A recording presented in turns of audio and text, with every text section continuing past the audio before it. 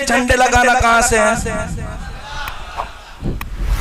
आजाद मैदान के अंदर 4-5 बरस पहले बहुत बड़ी एक जमात का बहुत बड़ा इज्तिमा हुआ। वहां जिब्रा कलर के झंडे थे। कैसे थे? देवबंदियों ने लगाए थे झंडे, झंडे हाथों में भी झंडे। अभी आप यूट्यूब पे देख सकते हैं झंडे। हम तो कभी नहीं कहते क्यों भाई, इनकी जमात है, झंडे उठा अपनों को क्या। लेकिन जब मिलाद का आवे ना तो ये कहां से साबित है? तो मैं कहता भाई आजाद मैदान में इतने झंडे किसने लगवाए थे? तुमने तो। जब कोई मौलवी नहीं बोला। सऊदिया डे मनाया जाता है अरब के अंदर, नंगी औरतें निकलती है सड़कों पर, कोई नहीं बोलता। क्लब खुल गए, कोई नहीं बोलता। फहाशी उड़ियानत हराम काम होते हैं, सऊदी डे मनाया जाता है, झंडे लेकर जुलूस निकलता है वहां भी। कहा क्यों? तो कहा सऊदी डे। तो हम कहते हैं मीलाद का डे। तो कहते हैं वहां झंडे जाए और यहाँ उस पे कोई आलिम की तकरीर नहीं मिलेगी कि ना मना। और जैसे हम मनाए तो शुरू हो जाते। वजह ये है कि वहां रियाल बंद हो जाएंगे।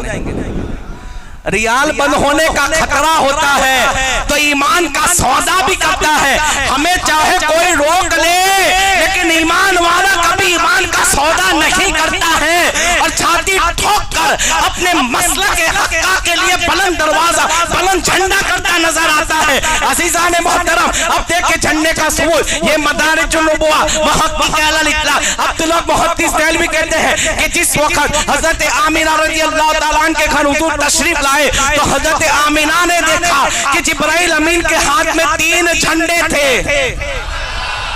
जिब्राइल के हाथ में 3 झंडे, एक झंडा काबे पे गाड़ा, एक झंडा आमिना के घर पे डाला, एक झंडा बैतुल मुक़द्दस की मस्जिद पर गाड़ के बताया। और ये कौन लिख रहा है?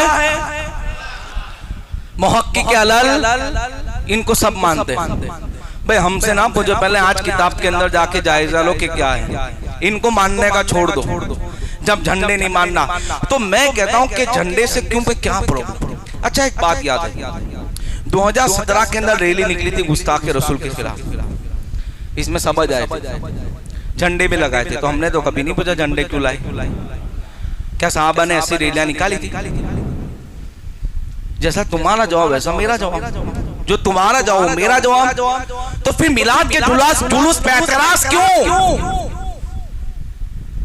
तुम हर फेस्टिवल पे झंडा सेलिब्रेट करो, तुम हर चीज करो, कोई एतराज नहीं। मैं कहता हूं झंडा था जब हुजूर हिजरत करके आए ना, तो हजरत असलम बुरैदा रज़ियल्लाहु ताला को हुजूर ने कहा झंडा लेके आगे चलो, और आगे आगे आगे चलते थे। और हुजूर मदीना मुनव्वरा में तशरीफ लाए थे और मदीना के अंदर एक समा था, जुलूस की शक्ल के अंदर सब अंदर दाखिल हुए थे।